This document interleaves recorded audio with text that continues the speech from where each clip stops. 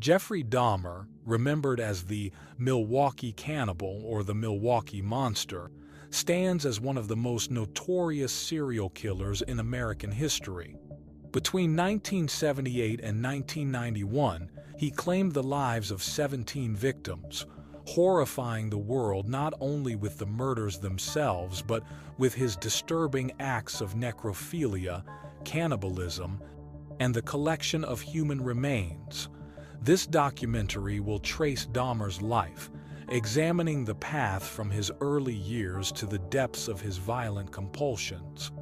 Born on May 21, 1916 in Milwaukee, Wisconsin, Dahmer was the son of Lionel and Joyce Dahmer.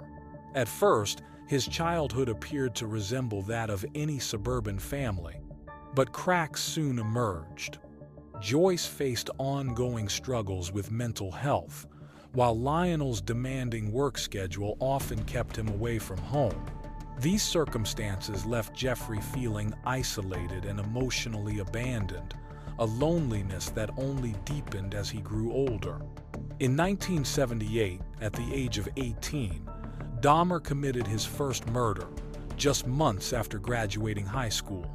His victim, Stephen Hicks, was an 18-year-old hitchhiker whom Dahmer lured home under the guise of companionship. Once inside, Dahmer struck Hicks with a dumbbell, strangled him, and ultimately ended his life. He then dismembered the body, dissolving parts in acid and burying fragments near his family's house. This killing marked the start of a dark progression that would later seize national attention.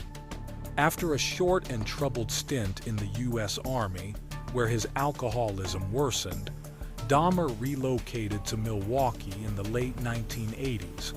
It was there that his killing spree intensified, targeting young men, many from marginalized communities, often deceiving them with offers of money, photographs, or simple companionship. Dahmer's usual method was to drug his victims, leaving them helpless before strangling or stabbing them to death. As time passed, his sadistic tendencies intensified, and he grew increasingly comfortable with the brutality of his actions. He began practicing necrophilia, often violating the bodies before dismembering them. In some cases, he meticulously photographed the remains, froze body parts, and even consumed them. Victims such as Stephen Tuomi, Anthony Sears, and Raymond Smith all fell prey during this phase of his crimes. Dahmer followed a ritualistic process, rarely straying from his gruesome methods, transforming his apartment into a chamber of horrors.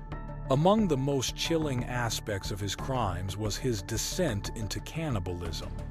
After killing and dismembering his victims, Dahmer experimented with eating parts of their bodies.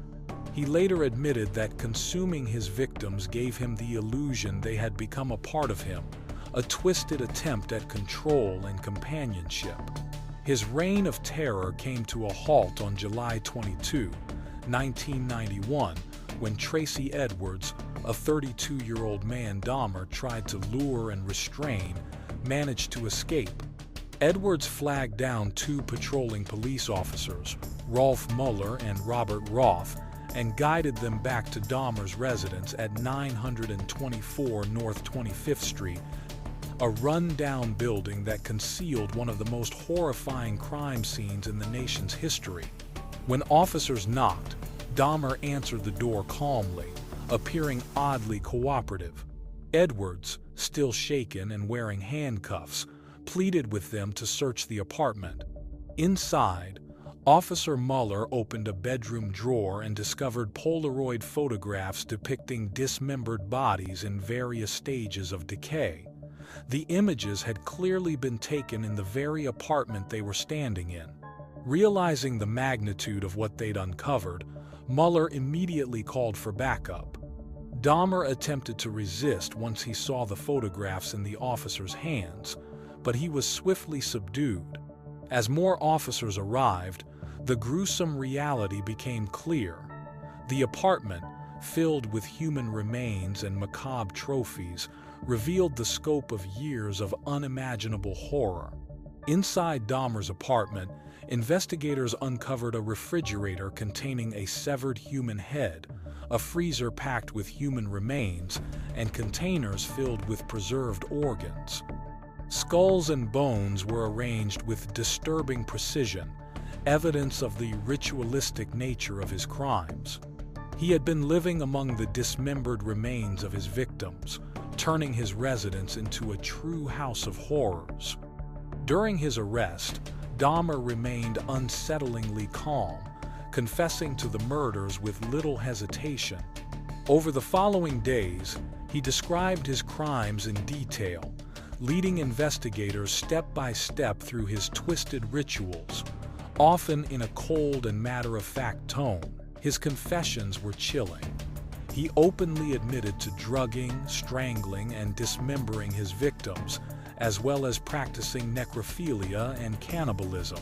The revelations shocked the nation and the wider world, igniting outrage as the full scale of his atrocities came to light.